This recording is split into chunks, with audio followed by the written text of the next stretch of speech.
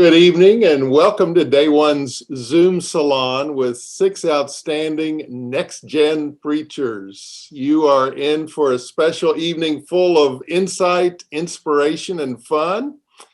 Just what we need in these very uncertain times. My name is Peter Wallace. I'm the producer and host of the Day One radio program and podcast, and I welcome you all. We have an outstanding group of preachers tonight. They all participated in a live Day One sermon salon way back in July of 2019, BP, before pandemic, at Whitehall Tavern in Atlanta to a packed house. I think some of our attendees were actually there. So you remember what a wonderful, encouraging and inspiring evening that was. And we need that encouragement and inspiration now more than ever. So we're looking forward to a robust discussion. Please open your chat window and feel free to use that chat box on Zoom to ask your questions of one or all of our preachers, and we'll try to have them address them. We have a lot on the agenda that we hope to cover, but do ask your question and we'll try to get that to them. Much has happened in the year and a half since our live event, and we will hear our young preachers update their vision for the future of the church in light of what's happened recently around the pandemic, racial injustice, the political divisiveness. Well, it's been a wild year and a half for sure. As we wait for everyone to join us, I hope you will take the opportunity to check out Day One online at day1.org. And please consider supporting this ministry with a contribution. 2021 is our 76th year of weekly broadcasts, starting as the Protestant Hour in 1945. And since 2002 is Day One. Every week, Day One proclaims the good news of God's love on the radio, on podcast apps, and on our website at day1.org with outstanding preachers offering a positive, inspiring message for the real world. And on our website, you can listen to our weekly programs, sign up for our newsletter, read articles, watch inspiring videos, and lots more. So I hope you'll visit day1.org. And while you're there, click on the donate link. Many of you have already donated for this event, and we're very grateful for your much needed gift. And if you donate $50 or more, you'll get a free copy of our book, Bread Enough for All, a Day One Guide for Life, as our thank you. So if you haven't already, please consider supporting Day One. Now I'm honored to introduce our amazing preachers this evening, all of whom have preached or will preach on Day One. The Reverend Christopher Henry is our moderator this evening. Chris is the senior pastor of Second Presbyterian Church in Indianapolis, Indiana. He's a graduate of Duke University and earned his Master of Divinity from Columbia Theological Seminary, and he's a trustee of the Alliance for Christian Media. Reverend Palmer Cantler is associate pastor at Church Street United Methodist Church in Knoxville, Tennessee. She earned her Master of Divinity from Duke University Divinity School and a certificate in leadership and nonprofit organizations from UNC Chapel Hill. Reverend Brandon Duke is the rector of St. Julian's Episcopal Church in Douglasville, Georgia.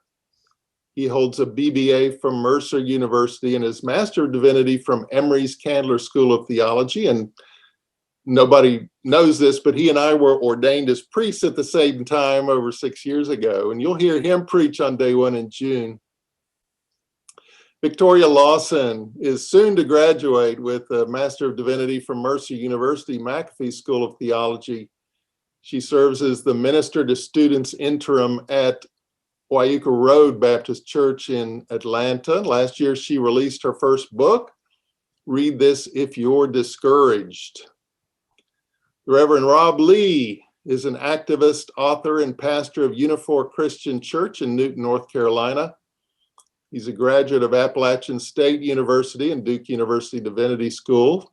Rob is the author of several books, including the best-selling A Sin by Any Other Name, Reckoning with Racism and the Heritage of the South. And you've probably seen him everywhere on the media, including during the presidential inauguration. Reverend Dr. Joshua Scott is Associate Pastor to Youth, Families, and Young Adults at Second Ponce de Leon Baptist Church in Atlanta, Georgia, where Day One is based. He graduated from Jacksonville State University, earned his MDiv from Mercer University McAfee School of Theology, his MACE from Morehouse School of Religion, and his Doctor of Ministry from Gordon Conwell Theological Seminary. And you'll hear him preach again on Day One in May.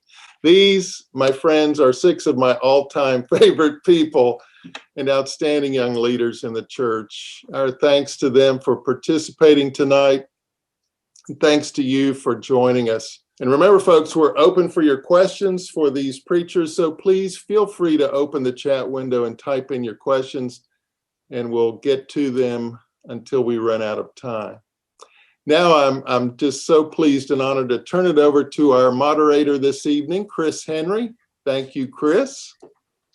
Thank you very much, Peter, and thank you for assembling this gifted group of folks.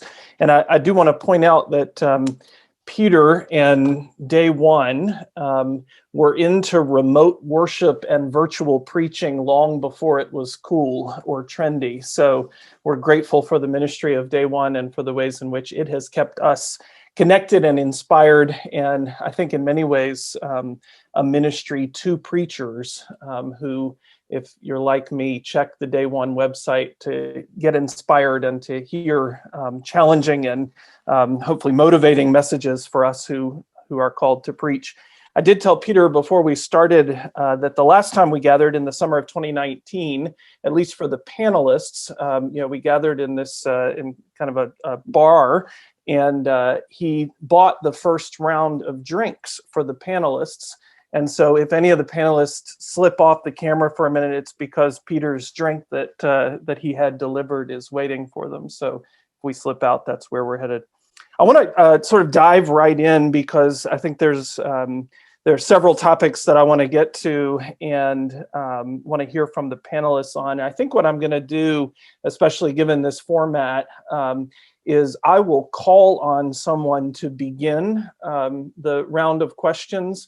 And then from there, I'll just sort of leave the space open. And if someone wants to respond to the comments made, if there's too much silence, then this extrovert will dive right in and call on somebody else. But I'll kind of get us started with a question and call on one of you to begin. So I want to start really by talking about this, the reality of preaching in the midst of a pandemic. Early in the pandemic era, I think many of us read an insightful article by Andy Crouch in Praxis magazine, where he talked about the difference between a blizzard and an ice age.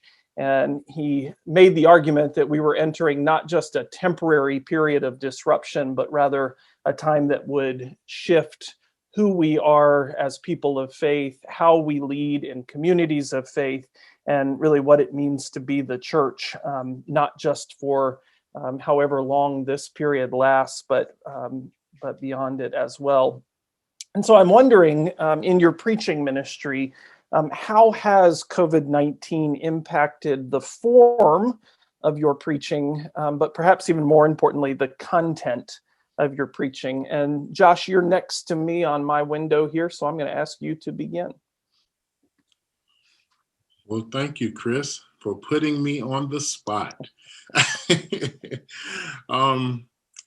This pandemic for myself has helped me to dig deeper in my preaching, to be more authentic and transparent in my preaching, because, I mean, we're all struggling in some way. And so it makes no sense to worry about perfection that you'll never achieve. No one cares if I have on a tie or not. It's, will this message of hope ring true in the hearts of the listeners? And that has been the question, like, does this give hope? Are you being a hope dealer, or are you worried about sounding smart? And so it has helped me to become more humble, to be more authentic, transparent, and to just really take all the mask off and experience God in a brand new way and invite listeners to do the same. Yeah, thank you for that vulnerability and authenticity as hallmarks of pandemic preaching. I think that's right on. Anybody else on this? How has this era shifted your form or content in preaching? I'll take a stab at it. Right. For me, I remember back in March, I was thinking, oh, this is just going to last maybe a couple of weeks, and then a couple of weeks turned into a month, and a couple of months turned into where we are now. And I initially, I was initially speaking to my congregation at maybe more of a pastoral role, and then I realized, man, I'm on Facebook and I'm on YouTube, and so my preaching turned from a pastoral, we're all in this together, just my little, flock that I serve, into anybody can watch this message, and so it was less scripted. The preaching was less scripted. It was just talking and being a bit more real. And so I think that now that people are getting vaccinated and things like that, I think I'm going actually back to more of the pastoral, right? We're talking about getting back into the buildings and things like that. But initially it was the platform just got a lot bigger. And not that I was trying to be fancy or anything. It was just, I'm going to be real, because to me, 2020, if I'm more pastoral in my role as a priest, 2020 for me, the prophetic voice ended up being just speaking truth more often and being more genuine. So that's how it's shifting. It shifted and now shifting back, I feel, for me. I was going to echo a lot of what Josh had to say. I feel like my preaching in a pandemic was a lot of grace, and then also the authenticity of like, I don't feel okay, and I don't feel like I'm handling this well. I remember I've done throughout the year a sermon about blessed assurance and how you need the assurance, another about like can't find the joy of Christmas, and so how to like harness on to that grace and the joy and the hope that so many of us are yearning for. And my congregation, like many, has not met in person since mid-March. So we're going on almost an entire year of not meeting in person. It's just really hard to continue to like have that hope and joy when you haven't seen your people. But we adapted really quickly into doing a pre-recorded worship service. And so that you can make eye contact better with one camera than sometimes you can with an entire congregation. I think that's shifted a lot of the authenticity and the personal connection that can come through in pandemic preaching. Yeah. So yeah, just to kind of echo everybody else, just seeing that authenticity of letting people know, hey, we're all dealing with this, whether you're preaching or whether you're in the pew, whether you're, on camera or whether you're at home in bed, we're all figuring it out. And I think one thing that I don't get to preach often, but one thing that I have seen in just the ministry that I am able to do and that I do get to do is the ability to be creative. And I have found creative bones that I did not know existed, especially when it comes to, ministering to children and to teenagers who are just dying to get to see their friends and just trying to keep a space, that is not just fun, but also safe. So again, just trying to be as creative as possible and really letting that vulnerability come through and say, hey guys, I know sometimes it looks like, the person in the pulpit has all the answers, but we're figuring it out. And I think it's a beautiful thing to see, people working alongside each other and saying, we're going to figure it out. We're going to fall, but we're going to get up and we're going to figure it out together. So, yeah. Yeah, I think that the curtain has been pulled back some on the kind of the realities of what ministry is, and preaching particularly. I think there is sort of a genuine I don't know, a relationship that can happen almost more immediately in these ways, more intimately in these ways than preaching in a sanctuary. I also resonate, Victoria, with your comments about creativity. I've had many, many colleagues say in recent months, if you would have told me a year ago that I would be doing this 6 months from then, I would have laughed you out of the room. And yet we have adapted and figured out new ways to not just preach, but minister and connect with folks. And I think about early on the parades and the standing in driveways and the drop-offs and we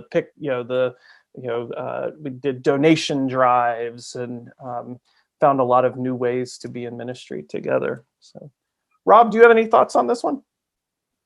I think, mine's kind of converse of all this. I know Palmer's church, and I'm sure others in the group, records regularly. I know yours does, Chris, as well, even before the pandemic. And mine did. I think what's actually been hardest for me is not adapting a congregation to watching me on video, but me preaching to an empty room. That has been that we are having to take such precaution, which is important and necessary. But I'm preaching. That's even a weird word to say. I'm saying words in a room that is not resounding off people, and the preaching art is a give and take art. And so for me to hear 2 weeks later from someone in an email that they enjoyed my sermon, or they had a question about what I said, or even the instantaneous, are they picking up what I'm putting down, is lost in this moment. So there has to have, as many people have alluded to it, a lot of adaptability, but it's something that's made it especially hard for me as someone who really, really loves to see what people are thinking in the moment. To have lost that is a great tragedy in this moment. So I look forward, but I'm also grateful, as many of us are, to have this. I mean, for a pandemic to happen, I'm glad it happened when we had Zoom and the ability to come together like this, even tonight. I mean, this is something that this wouldn't have happened, had this happened 10 years ago. So it's a give and take, really. Right. So continuing with this theme for maybe just one more question, and we'll see. But again, early in the pandemic, I remember reading a piece in the Financial Times. Arundhati Roy wrote a piece titled "The Pandemic as Portal." And I've returned to that image time and time again over the last year, this notion that we are walking through something, and that there will be an other side, that there will be a time when this, the most severe impact of this is in the rearview mirror, when sanctuaries can again fill with people, when we can again gather in person. And so I guess what I'm wondering is, as you anticipate that time, what kinds of opportunities are you thinking about that may not have existed before we walked through this portal that will exist on the other side of it? What awaits us as preachers and as congregations and as worshipers after? I think the church is going to have to put its money where its mouth is. In a lot of ways, we're going to have to start showing up in places we never thought possible.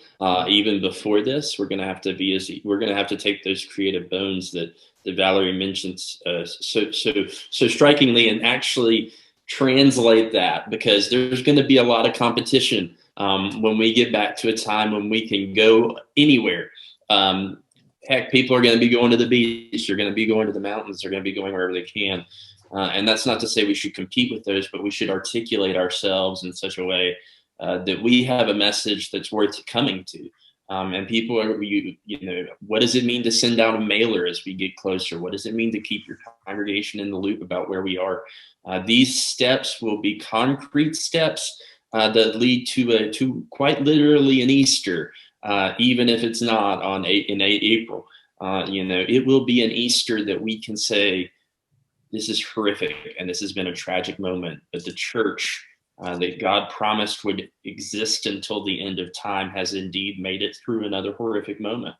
And so if we're honest about that, if we give voice to that, and if we also acknowledge that this is a moment of celebration, but also of somber reflection, because, people in your congregation may not have made it.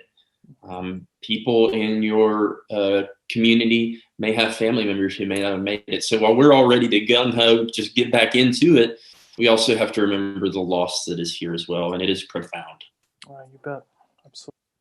I think on the other side of this, you'll see a new church and a different church emerge. I think ministry will be very hybrid in form, where there will be some who love and rush to the building, like Rob alluded to, and then there'll be some who sit on the couch in their basketball shorts and watch online. I think the church has to be ready for that. I think that new realities will take form. I think it's on the other side of this, I think the church will have to stop seeing youth and children as something to put over there and embrace their gifts. I think the most technological Generation Z ever, will help the church go forward if the church embraces that generation. I think that you'll see staff charts and hierarchies obliterated. You'll see different pastor's name. It won't just say associate pastor. It may say pastor of reconciliation and different things. And you're going to see all of this because it's going to be needed, as Rob just said, to help the church be what it says it is. If we're going to preach a gospel of love and hope, then we have to blanket that across all sectors, all problems, all boundaries. And I think the church is at a crossroad and a pivotal moment that if we lean into, it can be what you just said, Rob. We can talk about, hey, we made it through a horrible moment, but look at us now. But if we hold on to what we did back when, it could be catastrophic in a way. Your comments, Josh, make me think about a question that is sort of constantly before me is, what are the metrics of faithfulness in 2021 in ministry? I think I knew what I thought they were a year ago or 5 years ago, but how will we measure how we're doing? How will we be able to talk about what faithfulness looks like, what fruitfulness looks like in a time when things like membership rolls and budget dollars and staff size and building footprint may no longer be the best ways? And in what ways is that sort of accelerating trends that were already probably with us, but some of us were maybe able to ignore them in ways that others weren't? So it's a really important question. Will we be able to step in, and will we be able to listen to those who are able to teach us how to live in this new era? Yeah. Other thoughts on this? Sort of, what are we carrying with us and what are we awaiting? Yeah. So I come from a very small rural church in rural Alabama. And over the past year, I've watched the pastor there happens to be my grandpa. And I've watched this congregation who there is no internet in sight there, y'all. And I've watched them come together and figure it out. And they say, if we can't get together with the internet, we'll do conference calls. And that just seeing that has given me hope about what will emerge, post COVID. And I think that there is a hope, in seeing that. It reminds me that people are still putting their faith in God. People are still believing for something better on the other side of this, and people are still willing to try. I mean, we can paint this picture that, some people believe, oh, where's the future of the church, or what's going to happen, and it's all gone. Things aren't as they once were. But for me to see my small church, my rural church, pull together and figure it out and say, no, we're going to figure this out. We're going to get through it. We're going to keep having Sunday school. It's not going to look like how it looked the past 50 years, but we're going to figure it out. And that has given me a hope that I can't even explain, and a belief that, people, I think that people are definitely going to be open, and just like Rob said, to put their money where their mouth is, and say, we're going to have to figure this out. No, it's not going to look the same. No, it may not ever be the same. But I think that we realized, especially in this past year, that we can adapt and we can figure it out. And I think that's what's going to happen going forward. We will adapt and we will figure it out. I'm going to shift us because 2020 provided a full range of crises and challenges for us to face in preaching. And as I think about the places and times where the church, the Christian movement, made the headlines in 2020, it's a pretty mixed bag. And I think in any year, it's a pretty mixed bag. But theology, and particularly political theologies, were often in headlines in perhaps ways that some of us might want to challenge or push against.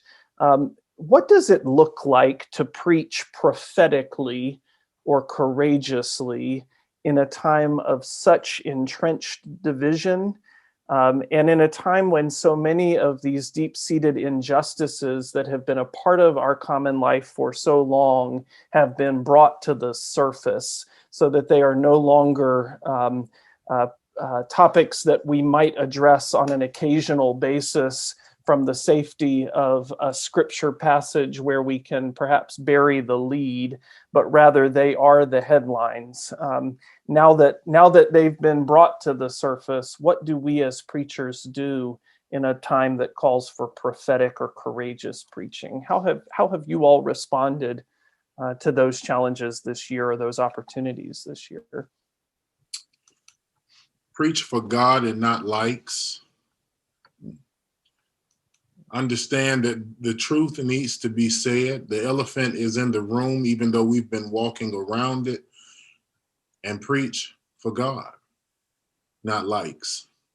In my context, it's a newly multi-ethnic context. That's what I like to call it, because it has been homogenous for a long time, and there are different ethnic groups coming in now that have never come before, and it's a beautiful piece of heaven. But there has been some assimilation, there has been some quietness, there has been some silent racism as well. And now it's time to name those things so that we can be better. We're on an equal playing field. We're struggling. We're all trying to find out what it means to be faithful during this time. And honestly, I think the biggest test for our faithfulness is not only worshiping God, but learning how to live together, where everyone can bring their full self and it be applauded. And it'd be okay that you're unique and you're not the same, because our racial harmony does not call for uniformity. And so I think that in this time, I've leaned into it. Like, before I loved, the call and response, or, hey, that was a good sermon. Now it's like, God, you're giving me these hard pills to swallow and I got to give them to somebody else. And okay, I'm going to do that. Give me courage, give me strength. And then we speak the truth and we do it in love. But what needs to be said has to be said, because if I'm silent, I'm complicit. I think one of the greatest gifts I've been given is that I'm, as a young clergy, and a lot of us young clergy have been, is our pensions are in jeopardy. So we don't have to preach to protect them. I gave up a long time ago, making sure that everybody's comfortable in my congregation. That is juxtaposed with the assurance that I am there for them as their pastor. I have some people that voted not the way I did, and with full acknowledgement of that, and told me that, but I will still show up to the hospital for them, and I will still show up for coffee with them for conversation. What I have said from the pulpit and from everything I've done from the inauguration to elsewhere has been, I want what I say and what Unifor Church says to be consistent with an ethic of the gospel. Now we're going to have to do some button heads on how that works out. But I also, there's the other side of it, that the gospel and the pulpit have always been political, especially in the United States. You think of Howard Thurman, you think of William Sloane Coffin at the Riverside Church, you think of Martin King. I mean, you think of all these preachers who proclaimed an ethic of the gospel that oftentimes found them at odds with their congregation. And I know that's hard and scary to do, but sometimes it's necessary. And we're not called to be handholders. We're called to be leaders and to carry the way as best we can and be prophetic in that regard and be pastoral. So it's that tension again. And the last thing I'll say about this is, I'm going here in a few days to see a statue come down that I've been working really hard to get down in Richmond. And I'm going to be wearing my collar.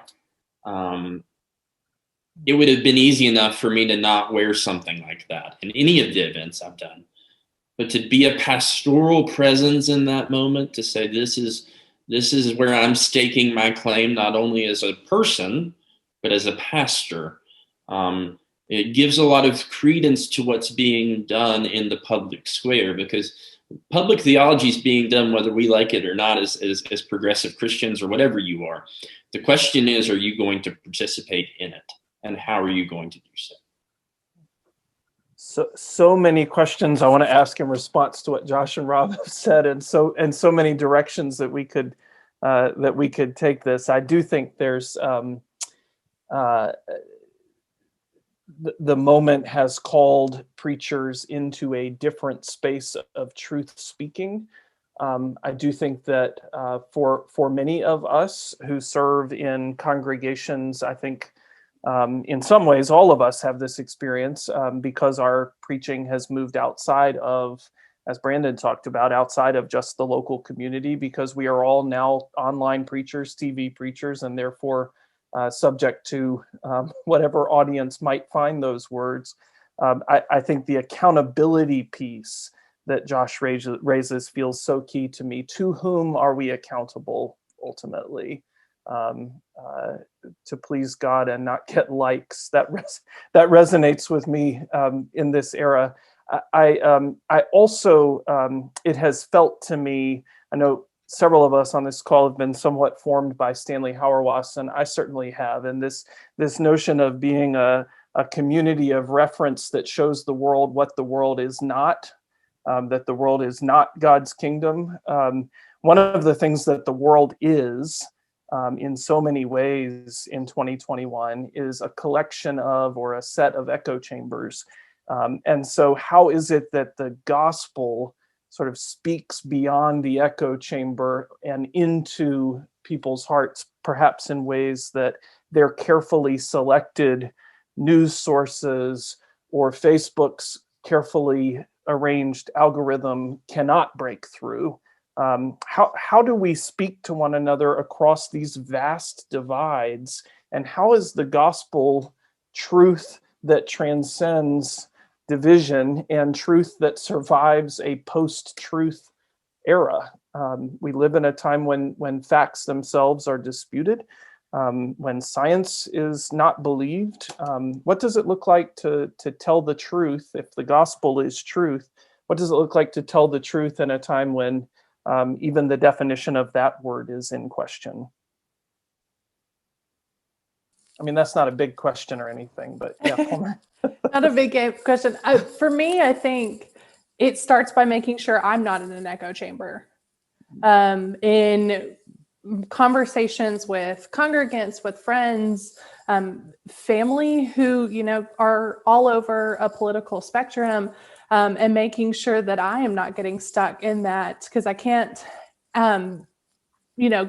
not necessarily critique, but call my people to not be in an echo chamber if I'm not listening to any opposing. And so trying to read all over the media spectrum, get an understanding of why does someone believe something? Because then I think for me personally, in understanding why, then I can kind of point back to the gospel and say, but here's what we are reminded of. And here is the truth that as Christians, we find Christ in, and where we find our solidity and our grounding. And if this is our grounding, then how are we building up something that is, a foundation that is built on sand?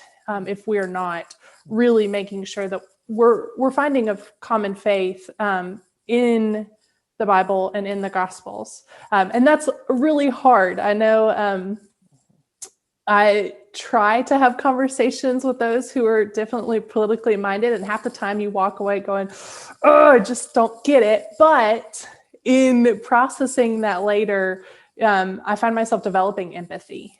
And so it becomes a pastoral care practice as much as it does a grounding and a reminder of God gave us free will and this ability to think and to reason. And we don't always use it the way that we probably should, but we're also given this wonderful set of instructions and guidance and the Holy Spirit to unite us. For me, it's just looking for mystery, and maybe pointing out mystery and wonder with whoever I'm coming into contact with. If someone is way over here or way over here, it's really talking about empathy. What Palmer said, it's just wondering where that came from and maybe getting curious about it. At my best, that's what I would like to do. That doesn't always happen, but if I can go in with an intentionality of, I wonder if I can learn something and be curious about what's going on right now, then I know that I genuinely will learn something about someone else, and that's what I've been trying to do for the past for the past year on both sides. Weep with those that choose to weep, and rejoice with those that choose to rejoice. I think it's I found myself being extremely prayerful in my dealings with others, and also just giving grace like all the time. Even when I feel like I don't want to. When I'm having that moment that Palmer is speaking of, I also I don't feel like every person, like I'm supposed to lead a crusade every time. Sometimes I just listen, and when I find out things are quite really, really different, if I'm not led by God to say anything, I say, all right, well, thank you. And and I'm done. And other times we're gonna have a hard conversation. Right. But I just think it's so tempting right now for all of us to feel like I have to fight this battle every time. And sometimes I'm so depleted. Sometimes I'm like, this isn't my battle. So hey, you do you, man. Just don't hurt anybody. So I think it's just having discernment, being prayerful, and always right now factoring in grace. Like even if you go to Chick-fil-A, factor in grace, because you just don't know what can occur. Yes. A really helpful voice for me virtually this year has been UCC pastor Tracy Blackman. And one of the things that her words hit me at exactly the right moment some time ago. It was one of these moments where my social media feed was filled with comments to the effect of, if you do not speak about whatever the particular moment was in church tomorrow, then you might as well give up your pulpit. And Tracy's post was, if you do not preach the gospel tomorrow, then you should give up your pulpit. But there are a lot of words God gives us, and there are different postures to ministry in different moments. And so much of ministry to me feels like that discernment about my mentor, Joanna Adams, used to say the most important question in ministry is, what time is it? And I find myself asking that question constantly these days. What is the moment now? It's not going to be the same moment as a week ago or maybe a week from now. But what time is it, and who are we in that time? So I really appreciate, Josh, that prayerful and graceful approach feels essential to me in this time. I want to maybe connect this prophetic preaching to pastoral preaching, and you all have already done this so beautifully. Rob used a name, another person whose work has meant a lot to me as well, is William Sloane Coffin. And one of my favorite stories about Coffin when he was at Riverside Church, and I don't care if it's true or not, because it's such a good story, and I think the essence of it is true whether it happened or not. The story is that he preached a full-throated sermon attacking the Vietnam War and demanding the end of it. And that part is definitely true. But the rest of the story is that after the service, Dr. Coffin was standing at the back of the sanctuary in the narthex, and a worshiper who happened to be a 3-star Army general came out to shake his hand, and he said, "Pastor, it took every ounce of my self-restraint and control not to stand up and shout you out of the pulpit for that unpatriotic and, that horrible sermon that you preached this morning." And Coffin, was himself a very sort of aggressive and boisterous personality. And so he shouted right back at the general, "Well, then why didn't you do it?" And the general said, "Because 4 years ago when my wife was dying, you were the one holding my hand in the hospital room." So I think there's a sense in which our pastoral ministry enables our prophetic ministry, and that we are able to challenge, we are able to use, Josh, your language again, to speak that truth in love when we have relationships that enable that. And I don't know about you all, but I have felt as if this year has been one of the most challenging I've experienced in terms of balancing that, because Palmer, as you said, we're all struggling, and to name that as part of our ministry and to come alongside folks. And there's been a need for that pastoral touch, and a need for that awareness of the suffering that everyone is experiencing, whether it's health related or isolation or managing young children at home without school or virtual school. So everybody has had this unique and yet universal experience of pain. And yet it's also been a time that has called for that prophetic piece. So let me start by maybe shifting to pastoral care, and then we'll see if we can loop them back to this balance. How have you used preaching to care for people when you can't be with people this year? How is preaching a pastoral care tool for you right now? Well, selfishly, right now, it's been therapeutic for myself. Once I got over, and I still lament walking into a church that you see pews looking back at you rather than individuals and people screaming and even people nodding off to sleep.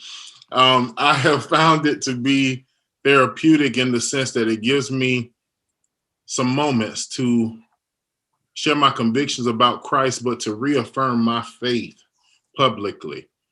Also, if, taking it from looking at me and looking at other people, I'm always asking that question that we were all taught in preaching class, that we should, how are people feeling? Where are people? Where's the social location? What emotions are they feeling in this moment? But now, where I could have previously overlooked it, it is critical, essential in every message now. How are parents feeling? Are they stressed? Are they going back and forth? Or what are we fighting about this week? So the questions that I'm asking myself in preparation are way more intentional. I need to ask how is your heart? And now I'm even doing what I should have been doing. I call people, talk to them and say, "Hey man, what's going on?" And when I can hear back, it helps me in my preparation, and it helps me speak to people's hearts rather than just speaking to their heads. No, I'm in a congregation where we have the blessing of multiple retired clergy who handle and respond to a lot of the pastoral care situations. So, the full-time clergy might be at the hospital, but retired clergy are checking in on the homebound members and stuff. Pandemic has shifted a lot of that for multiple reasons and a pastoral transition at my church, but having to kind of keep on top of people. You're not going to have the conversation out the door. And so how are you for me, it's been, how am I taking the temperature of what's going on? Who are the voices that I'm listening to? Who is a voice I haven't heard recently? And how to also address that from the pulpit. So Rob said it's really hard to preach to an empty room, and our sanctuary seats about 800, and it feels very empty. But I started trying to channel Mr. Rogers early in the pandemic and preach through the camera. And so it becomes less about this empty room. And I try to imagine who is the person that I've talked to recently who needs to hear this word. And sometimes, those camera lenses have a little bit of a mirror effect.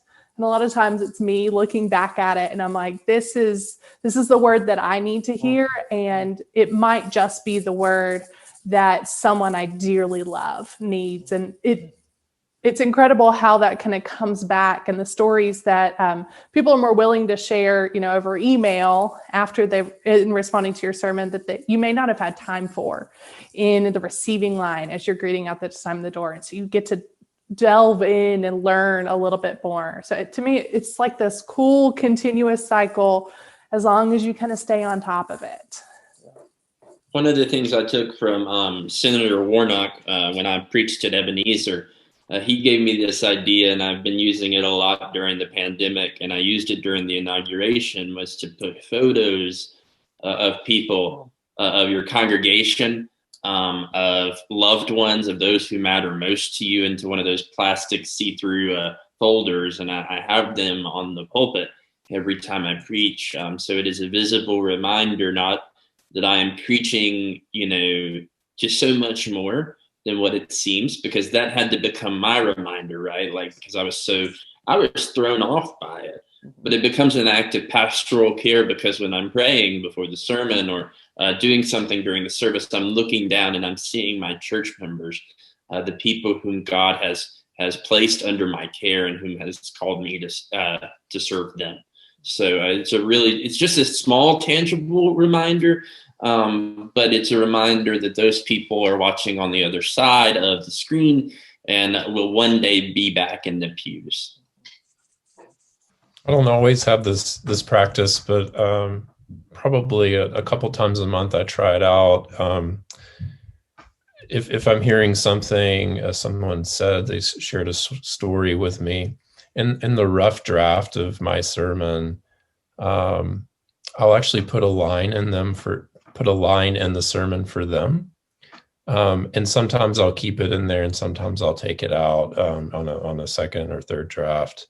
But it's one way that I can connect. And whenever we were all, preaching to crowds, if I did keep something in and that person did not show up that Sunday, I still saw it as a gift, because someone perhaps needed to hear that.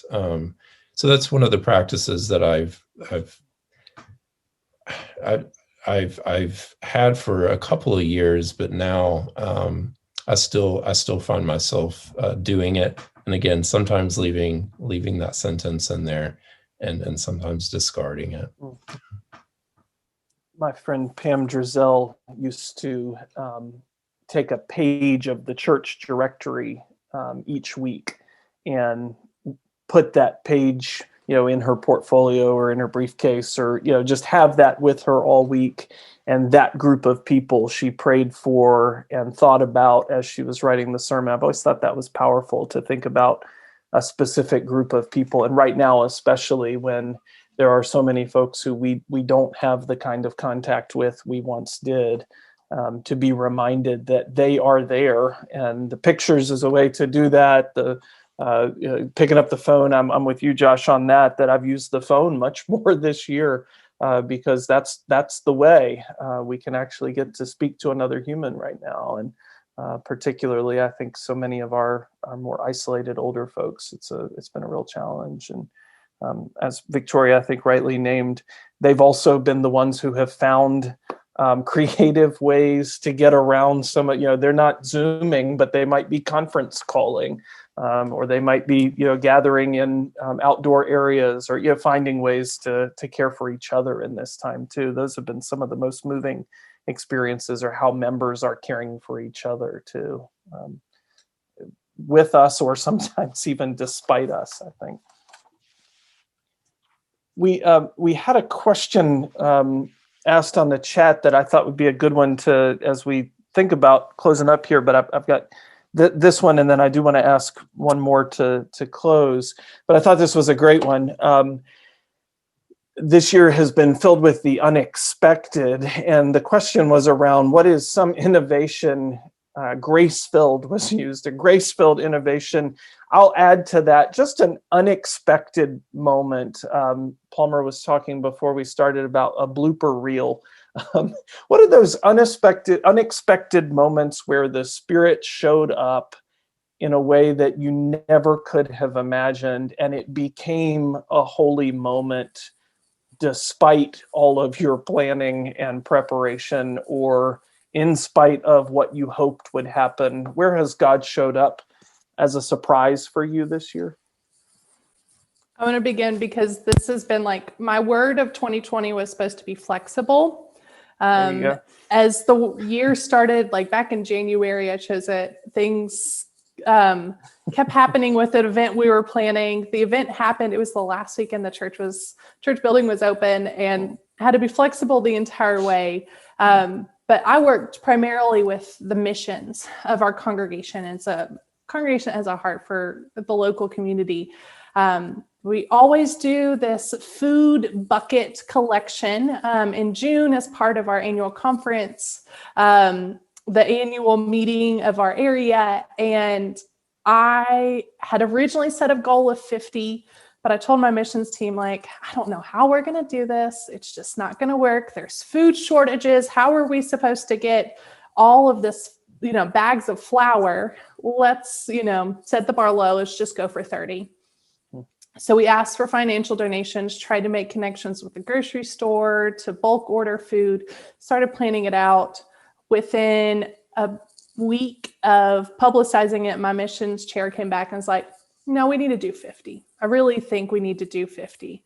And she's like, and if we get more, that's awesome. So we started ordering enough for 50. After 2 weeks of financial donations, we had enough to buy 75 buckets, and then made the cutoff so that we could order supplies in time. I came back a week later, and they had raised $5,000. The buckets were 50 buckets, 75 buckets were going to cost us like less than $2,500. So it worked out. Later in the year, we were able to, our conference decided to do another shipment. And it was really cool to go back and be able to say, not only did we do 75 originally, we're going to do another 50. And it's already paid for. We've got the connections. We know how to do it socially distanced and with masks. It just floored me and reminded me that God is wondrous and abundant, even in the midst of it not making sense. And so I've just been thoroughly impressed with the way this pandemic has reminded us of the grace of giving. And even when we can't worship together in person and we can't gather in person, we can still live out the kingdom of God in the world in really innovative, different, amazing ways. Yes, beautiful. I know I had a week that was just traumatic. I lost a family member to COVID-19. We had a couple people on our worship team. They had COVID as well. And it was just a week. And on top of that, sermon prep and everything else. And I was in a meeting like Palmer, and they said, well, we need to do something. We usually do these drives and we need to do something. And so, we come up with this thing called Critical Care Christmas Drive. We called the Atlanta Mission and we asked them, what are some things you need? And so, I never thought, but, they were telling me we need hand sanitizer and all these different items. And I said, okay, well, we're going to pick 5 items. Well, we pick those 5 items. We tell the church about it, not even a lot of times. It probably was no more than 2 or 3. I totally dropped the ball, needed grace. I was not okay. I was, like head just everywhere. And our church historically will give you money. They, not always hands and everything. And so I said, man, we haven't pubbed this. This is going to blow. It's not going to be well at all. And so we tell the church, this is when you can drop off your items. I haven't even told anybody. I haven't even thought about how we're going to get these items to the Atlanta mission.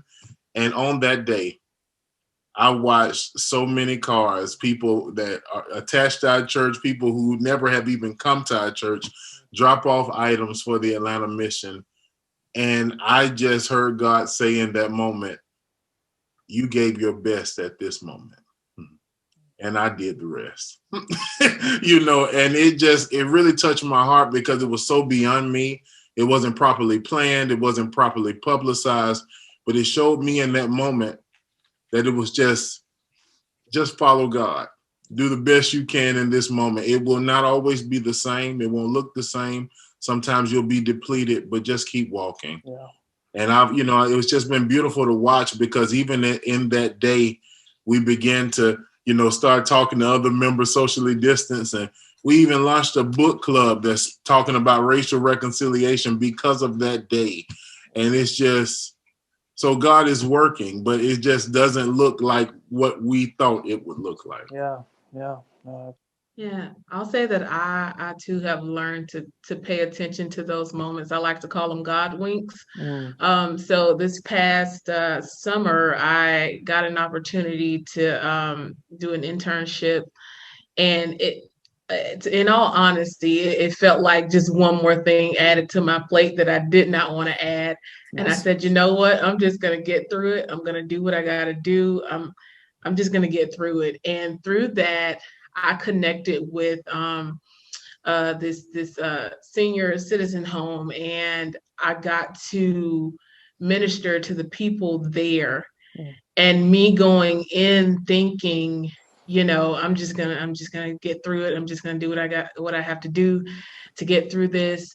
And the way that they touched my life in the middle of COVID, and to hear, people dealing with so much and still saying, you know what, but I'm okay. Thank you for calling me, even if it's just, 2 minutes on the phone. And it really kind of reminded me of what we sometimes refer to as the least of these. Sometimes we just don't think about people, who can't see their or at the time, who, couldn't see their families, or, who couldn't get out and get about, and just to see how they impacted my life. And the times where I was just like, you know what, this has been a long day. I'm not going to call anybody else. And to call someone and to speak with them for 30, 40 minutes, and it could just be a story about their grandkid. And I'm just like, this has made my day. So again, paying attention to those God winks, because I've learned, and I'm continually learning that, God speaks all the time. It's just a matter of, have I slowed down enough to listen? Yeah. Even in COVID, even no matter, how much COVID has slowed us down and reminded me of how much time I thought I had. There are times when there are moments that remind you that God is still speaking. You just have to slow down and pay attention to it, and take those moments and hand them on. I always say, give the given grace, give the grace that's been given to you, give the joy that's been given to you. It's not something to take and hold on to and take it home and sit it on a shelf. You get it, pass it along. And again, that takes some creativity nowadays to figure out how to pass that along, yes. but it is doable. So. Yeah. It's a beautiful story and witness. The other end of the age spectrum, on Maundy Thursday, we had a Facebook Live communion service, and I was going to do it from our home, but it was a beautiful evening here in central Indiana, and so I was going to do it in the backyard at 7:30 p.m. 7:25, I'm sitting out there, got my whole Zoom set up, the bread, the wine, everything ready to go. And the next door neighbor starts the lawnmower, just pushing the lawnmower back. So Sarah, my wife, runs out, says, hey, Doug, do you mind just, and so this lapsed Catholic next door is like, oh, yeah, no, I don't want to interrupt communion. Next thing, the other neighbor lets the dog out, and the dog stands at the edge of the yard just barking at me. So we had to get that neighbor in. Finally, everything's set, start communion, and our 3-year-old son, Benjamin, started inching closer and closer to my setup. And I watched as Sarah 2 or 3 times got him, and then finally just let him go. So on the Zoom, as we're breaking the bread and blessing the cup, Ben's hand shows up on the Zoom, and he reaches over and grabs the bread off of my table. Of course, I'm frustrated, upset, all of those sorts of things. After the service, I asked Ben, I said, why did you take the bread? And he said, because there was enough for me. And I thought, that's the communion meditation I needed, and I needed to have preached to me. So these moments where we are not in control and the Spirit breaks through, whether it's a senior citizen or a 3-year-old cantankerous son. It's been extraordinary this year that God keeps doing God's thing, even as we are trying to figure our role out. So speaking of manna in the wilderness, I wanted to close with a question that Josh actually gave us when we were meeting earlier this morning. And I'd love to hear from each of you on this one. And so I'll do as I did with the first one. And let's see, Brandon, I'll go ahead and target you so you know you're up. The question is simple, and yet I hope it will leave folks this evening with a hopeful outlook. And that is simply, where did you find hope, or where have you found hope in this time? And Brandon, I'll let you begin. There was right at the very beginning of COVID, the biblical image for me was Peter asking our Lord can I come out and walk to you, right? And that stayed with me for a couple of months, and then it shifted to Christ saying, I no longer call you servants, but I call you friends, because my own barriers were being dropped, their own barriers were being dropped, and we were serving one another, but also being truly friends and friendly with one another in the midst of all this craziness.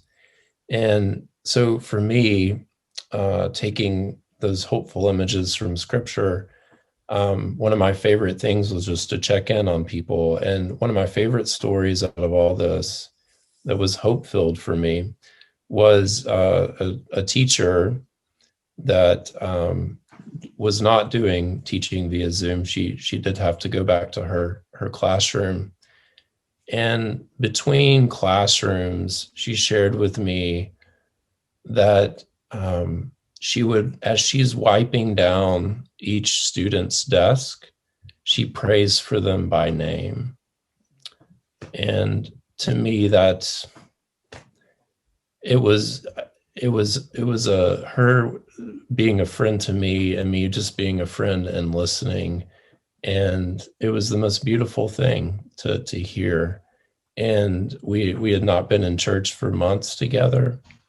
And yet there was a moment of hope filled that what came before in that building is working. And whenever we will be able to gather back in the building, oh my God, I hope you share that story, or let me give you a space that we can share these types of stories, because we definitely need them. So that was my hope story. That's beautiful. The the speed and the willingness to adapt during this time and to kind of flip what has always been on its head has been incredibly hopeful to me, and gives me hope that we'll continue to do so in the future. So looking at my congregation is having conversations about how are we how are we when we go back to in-person worship, but we also have people that we've reached through our online content. How do we bridge both and honestly do both well? Because people are finding Christ and are becoming deeper disciples, even in the midst of a really weird time where, we weren't sure if we're editing the video correctly, or there's, as Chris mentioned, really awkward blooper reels. And yet wonderful things are happening. And so I think that's the hope that I keep grasping onto is we've done it very recently. How do we continue to harness that energy and be hopeful and adaptive and flexible in the future and looking at God's abundance? So I think for me, one of the things that continually keeps me going is just the idea that there is more good in the world than I believe we see. And as simple as it sounds, it really has shifted my perspective on a lot, especially at the top of COVID and just trying to reconfigure and figure out what's what and how to do things differently. It was just a reminder that I don't think we always see or we always pay attention or even look for the good in the world. It's not that we're just ministers. It's not that we're just pastoring. We're not just, some of us are parents and we're not just friends and we have our different jobs, but we're doing all of this in a global pandemic. And I think, to my best judgment, I think we have done as best we could. And I think that's something to step back and be proud of, and to say, you know what, we figured it out, or we are figuring it out as best we can.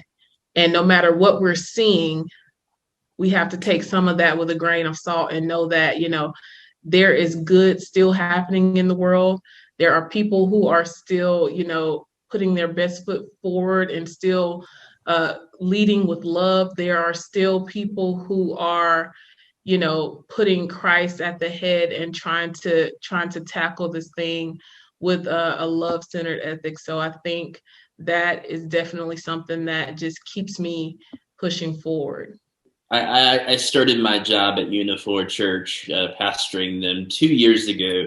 And when I think of the past 2 years, it's kind of been that Sam Wells line, I came to be your pastor and you've made me a disciple.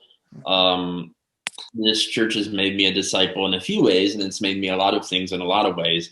One of the beautiful things about the thing that Unifor does best, I think, the church I serve, is that we have a foster care ministry, and we are the only church in the state right now that's licensed to do respite care and visitations at our site.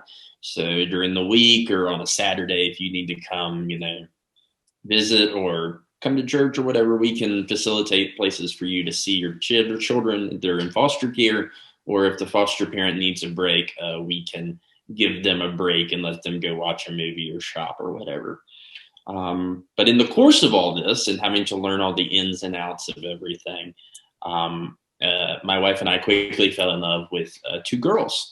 And so during this process of quarantine and all of that, we have been taking foster care licenses so that we can adopt. And that adoption is coming to fruition soon. It has been a reminder to me that the gospel happens in ways that I didn't think possible. That the good news of Jesus is that Jesus meets us where we are, whether we're pastors or not, but Jesus never intends to leave us there. So even during this pandemic season, I've been, doing the classes for foster care, getting ready, getting the house ready. So it's been a great gift to have a church and a community to lean on, but also to have the church remind me of who I am as well. Awesome. Congrats, Rob. You just made me smile from ear to ear, man. That's so awesome. Well, for me, I find hope in 3 ways. 2 of them you're going to say, Josh, oh my God. The first one is just God's humanity. In this time, I have a neighbor that gets on my nerves because I'm trying to walk my dog and socially distance. He'll stop and give me some wisdom. Okay. I'm sorry, but that could be him. But I get God's humanity, nuggets of wisdom from different places. But also, I've been intrigued by reading Nehemiah and rereading Lamentations. Nehemiah, I just get hope from that. Continue building, stay on the wall, be ready for opposition. But also with Lamentations, I'm lamenting. I'm lamenting a lot, just the different things going on in society, continued racism. But yet, in the midst of it, I always keep chapter 3. I read it every day. Greatest thy faithfulness, referring to God. And what I love about it is there's lamenting going on, and better has not come yet. And there's a declaration of, I love God and God's faithfulness, and better has not arrived as of yet. And so I try my best to, keep that in mind and make that declaration of hope every day. But lastly, it's the dog that you just heard barking. My dog, Don, every day reminds me, hey, I love you. And no matter how bad, no matter what's going on, I love you. And hey, you can take me outside many times a day, and the sun has to hit your face. You have to get away from the Zoom, and all will be well. I eat milk bones. You can watch me eat them.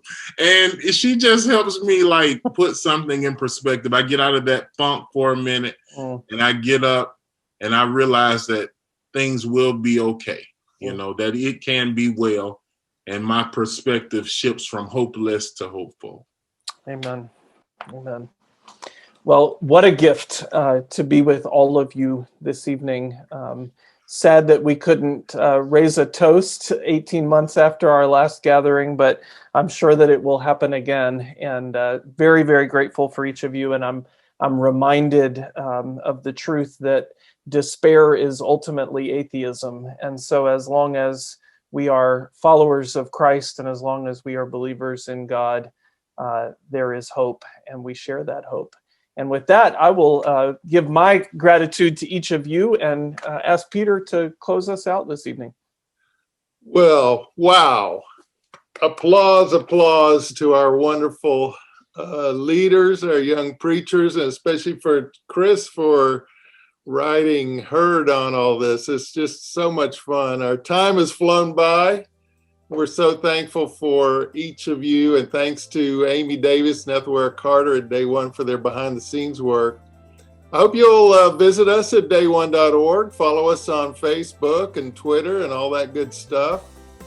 Again, we're grateful for your support of this ministry. People around the world have been telling us this past year how grateful they are that they can listen to our sermons in these challenging times. So all of us at Day1, thank you for helping to make that possible.